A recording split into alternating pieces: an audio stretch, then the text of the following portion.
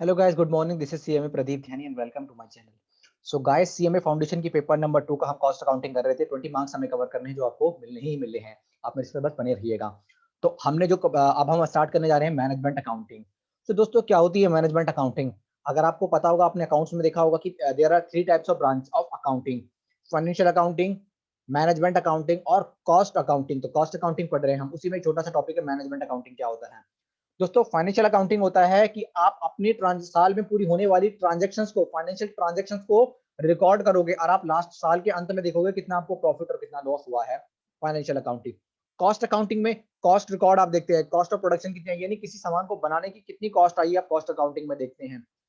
Management accounting में जो top management होता है ना, वो ये देखता है कि कहाँ कहाँ पर वीक पॉइंट्स है, उन पर इंप्रूवमेंट किया जाए, क्या क्या नई नई टेक्नोलॉजीज लाई जाए, किस तरीके से अपनी कॉस्ट को रिड्यूस किया जाए, किस तरीके से अपने प्रॉफिट एंड लॉस के एक्सपेंस को कम किए जाए। Management accounting is to ensure that how to manage the organisation, how to reduce the cost, how to obtain the maximum profit. ये मैनेजमेंट, जो टॉप लेवल के मैनेजमेंट होते हैं, उनका काम ये देखना होता है। उनको वो कॉस्ट कॉस्ट रिकॉर्ड, कॉस्ट जो कॉस्ट रिकॉर्ड होते हैं वो भी देखते हैं, फाइनेंशियल जो अकाउंट्स होते हैं वो भी देखते हैं। किस तरीके से भविष्य की प्लानिंग बनाई जाए, ये हम मैनेजमेंट अकाउंटिंग में देखते हैं। तो मैनेजमेंट अकाउंटिंग सिंपल सा है, मैनेज करता है एक ऑर्गेनाइजेशन को कि किस तरीके से हम अपने प्रॉफिट को ज्यादा से ज्यादा बनाएं और किस तरीके से हम अपने कॉस्ट को, प्रॉफिट को ज्यादा करना है और खर्चों को कम करना है। ओके। और टाइम टू टाइम कौन कौन सी पॉलिसीज लाएं जिससे फायदा होगा ऑर्गेनाइजेशन को। ठीक है, तो ये रिव्यू करता है मैनेजमेंट अकाउंटिंग का। उसके बाद दूसरा पॉइंट है, ये तो हमने कर लिया। दूसरा पॉइंट है difference between cost accounting and management accounting. Difference between cost accounting and management accounting. आइए एक बार हम डिफरेंस देख लेते हैं इनके बीच का।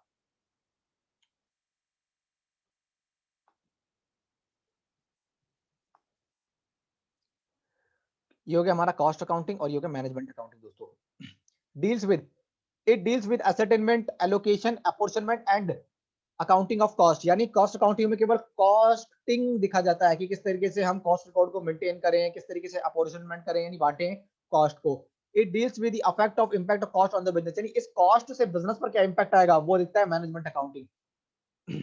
Base, it provide a base for management accounting, यानी जो कॉस्ट अकाउंटिंग वाले पहले अपने डेटा को प्रिपेयर करते हैं, फिर ये मैनेजमेंट अकाउंटिंग को सौंप देते हैं। और मैनेजमेंट अकाउंटिंग क्या होती है, किससे? It is derived from both cost accounting and financial accounting. Simple सा बोला ना कि कॉस्ट अकाउंटिंग और फाइनेंशियल अकाउंटिंग से डिराइव है। यानी ये मैनेजमेंट अकाउंटिंग का काम है कॉस्ट अकाउंटिंग वालों से भी उनके रिकॉर्ड लेना और फाइनेंशियल अकाउंटिंग वालों को भी उनसे रिकॉर्ड लेना और फिर काम करना कि भाई किस तरीके से हम अपनी कॉस्ट को कम कर सकें, किस तरीके से हम अपने प्रॉफिट को बढ़ा सकें। Third point, role, it is helpful in collecting costing data for the management. यानी ये क्या करते हैं, कॉस्ट जो कॉस्ट वाली कॉस्टिंग वाले होते हैं, वो कॉस्टिंग के डेटा को कलेक्ट करते हैं और मैनेजमेंट को दे देते हैं। और it is a greater degree of relevance and objectivity as the management accountant has a clear idea of the types of cost and item requiring analysis to trade the specific problem of the business. यानी ये जो management वाले होते हैं वो costing वालों से भी डेटा लेते हैं, फाइनेंशियल वालों से भी डेटा लेते हैं और उसके ऊपर काम करना स्टार्ट कर देते हैं। दोस्तों, उसके बाद status, the status of cost accountant comes after the management accounting. यानी जो मैनेजमेंट अकाउंटिंग है ना, वो कॉस्ट अकाउंटेंट से भी थोड़ा टॉप होता है। मैनेजमेंट मतलब जो टॉप मैनेजमेंट है, जो management accounting is senior position then cost accountant. Simple सा, कॉस्ट अकाउंटेंट मान के चलिए एक एम्प्लॉय एक तरीके का, लेकिन जो मैनेजमेंट अकाउंटेंट टॉप मैनेजमेंट होता है। वैसे तो खैर धीरे धीरे करके जो सीएमए होते हैं, सीए होते हैं, वही टॉप मैनेजमेंट पे जाते हैं धीरे धीरे करके। उसके बाद पढ़ते हैं हम outlook. Cost accountant has a narrow approach. Cost accounting का काम है केवल अपनी कॉस्टिंग को बनाना, यानी कॉस्टिंग को दिखाना। लेकिन जो मैनेजमेंट अकाउंटिंग है उसका क्या है, वो कॉस्टिंग को भी देखता है, वो प्रॉफिट को भी देखता है। लगा लीजिए वो कॉस्टिंग के काम को भी देखता है और वो फाइनेंशियल के काम को भी एनालाइज करता है। उसका काम है एनालाइज करने का काम। आइए दोस्तों, tools and techniques. It has a standard costing. अपने पास आपको पता है स्टैंडर्ड कॉस्टिंग हो गया, मार्जिनल कॉस्टिंग हो गया, ब्रेक इवन एनालिसिस हो गए। लेकिन इनके पास क्या हो गया, ये तो चीजें, इन चीजों को देखते ही देखते हैं दोस्तों, उसके अलावा ये फंड फ्लो स्टेटमेंट और कैश फ्लो स्टेटमेंट भी देखते हैं। स्कोप, है ना, it does not include financial accounting, tax planning and tax accounting. It does not include. दोस्तों, केवल कॉस्ट अकाउंटेंट का काम है कॉस्टिंग का काम देखना, उसके अलावा मैं कुछ नहीं करूंगा साहब, उसके अलावा मैं कुछ नहीं करूंगा। उसके अलावा फाइनेंशियल अकाउंटिंग नहीं देखते वो, टैक्स अकाउंटिंग नहीं देखते वो, टैक्स प्लानिंग वो नहीं देखते। It includes financial accounting, cost accounting, tax planning and tax accounting. Period of planning, period of planning, it is concerned with short term planning, it is concerned with short term planning, और it is concerned with short and long range दोनों। Cost accounting का तो short term का काम है भाई, अपना cost record को मेंटेन करना दोस्तों, और फिर वो क्या कर देना उसको मैनेजमेंट को दे देना। मैनेजमेंट ना ध्यान रखता है, वो कॉस्टिंग के रिकॉर्ड को भी देती है, इनका काम शॉर्ट टर्म और लॉन्ग टर्म दोनों के लिए होता है कि किस तरीके से हम उस पर आगे काम किया जाए ताकि कॉस्ट को कम कर सकें हम। इसके बाद है assistance, it merely assist the management in its function, it merely assist the management in its function, it assist and evaluate the management performance.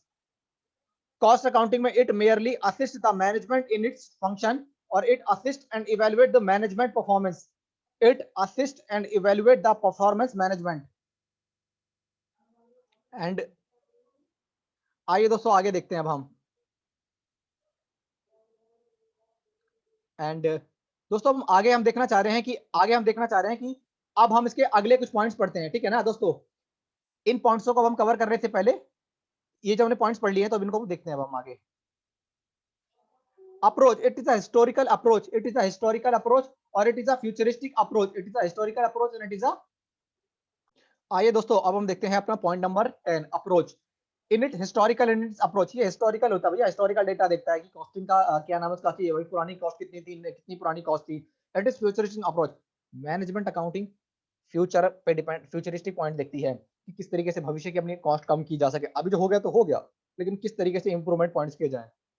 Installation, it can be installed without management, यानी management का कोई इसमें वो नहीं होता, cost accounting में अपना costing का काम करो। It needs financial and cost accounting added weights for its installation. Okay दोस्तों, ठीक है। आइए आगे हम देखते हैं इनको कुछ फंक्शन देखते हैं। स्कोप और फंक्शन। कॉस्ट असरटेनमेंट क्या होता है दोस्तों? कॉस्ट असरटेनमेंट का मतलब होता है कि किस तरीके से हम कॉस्ट को पता लगाया जाए, जैसे कि कितनी कॉस्ट आएगी हमारी। कॉस्ट असरटेनमेंट का मतलब कॉस्ट का पता लगाना कि भाई कितनी कॉस्ट आएगी। ओके दोस्तों, हमारे पास की टेक्निक होती है, स्टैंडर्ड कॉस्टिंग हो गया, मार्जिनल कॉस्टिंग हो गया, बजटरी कंट्रोल हो गया, ब्रेक इवन एनालिसिस हो गया, बहुत और भी काफी सारी हमारे पास टेक्निक्स हैं इन चीजों के लिए। उसके बाद कॉस्ट अकाउंटिंग। कॉस्ट अकाउंटिंग का काम दोस्तों कोई भी डाउट है तो आप पूछ सकते हैं। बाकी 20 नंबर है, इस पर इतना ज्यादा फोर्स नहीं करना, बस एक बार मेरी वीडियोस को देख लीजिएगा। 20 नंबर कहते हैं, कोई टेंशन लेने की जरूरत नहीं है। कॉस्ट अकाउंटिंग का मतलब है सिंपल सा, किस तरीके से हम कॉस्टिंग के जो डेटा है वो रिकॉर्ड कर सके। हम जो हमारी कॉस्ट आ रही है, कॉस्ट ऑफ प्रोडक्शन कितनी आई है, कितना हमारा कॉस्ट आई है, कितने हमें प्रॉफिट को जोड़े तब बाकी हमें सेल पॉइंट मिले, अपना यही सेल मिले हमारी। कॉस्ट कंट्रोल का मतलब किस तरीके से हम कॉस्ट को कंट्रोल कर सके, किस तरीके से हम कॉस्ट को रिड्यूस कर सके। ओके दोस्तों, किस तरीके से हम कॉस्ट को कम कर सके और किस तरीके से हम कॉस्ट को रिड्यूस कर सके। कॉस्ट अकाउंटिंग का मतलब कॉस्टिंग के रिकॉर्ड को प्रिपेयर करना, कॉस्ट शीट प्रिपेयर करना, कॉस्ट शीट प्रिपेयर करना। कॉस्ट कंट्रोल का मतलब कॉस्ट को किस तरीके से रिड्यूस करना, जो वेस्टेज ना आए आपका, जितने भी एबनॉर्मल लॉसेज हो रहे हैं, मतलब जो आप जानबूझ के जो एबनॉर्मल लॉसेज हो रहे हैं उनको हम कम कर सकें। तो ये चीज हम अपनी कॉस्टिंग में देखते हैं। तो आज हमने पढ़ा मैनेजमेंट अकाउंटिंग क्या होती है, कॉस्ट अकाउंटिंग मैनेजमेंट की क्या डिफरेंस है, कॉस्ट असरटेनमेंट क्या है। कॉस्ट असरटेनमेंट का मतलब कॉस्ट का पता लगाना, कॉस्ट अकाउंटिंग का मतलब कॉस्टिंग करना, कॉस्ट कंट्रोल का मतलब किस तरीके से हम अपनी कॉस्ट को रिड्यूस कर सके। ओके दोस्तों, और दोनों के बीच डिफरेंस देखा है हमने। ठीक है दोस्तों, इस वीडियो को आराम से देखिएगा, अगर कोई भी डाउट होता है धीरे धीरे करके हम चलेंगे और अपना फटाफट से ये 20 नंबर हम कवर कर लेंगे। ओके दोस्तों, कोई डाउट होता है तो आप मुझसे पूछ सकते हैं, ठीक है ना, कोई इशू नहीं है, है ना, मैं आपके साथ हूँ। ठीक है दोस्तों, तो जल्दी ही हम देखेंगे एक और सब्जेक्ट कवर करेंगे फाउंडेशन का, जैसे मैथ हो गया और अकाउंट्स हो गया, इकोनॉमिक्स, और इकोनॉमिक्स हो गया आपका, और लॉ तो मैं चल ही रहा हूँ, इकोनॉमिक्स और लॉ चल रहा हूँ, और ये पेपर नंबर 2 का मैं आपका कॉस्टिंग करा रहा हूँ। ओके दोस्तों, मिलते हैं अपने नेक्स्ट लेक्चर में। ओके बाय दोस्तों।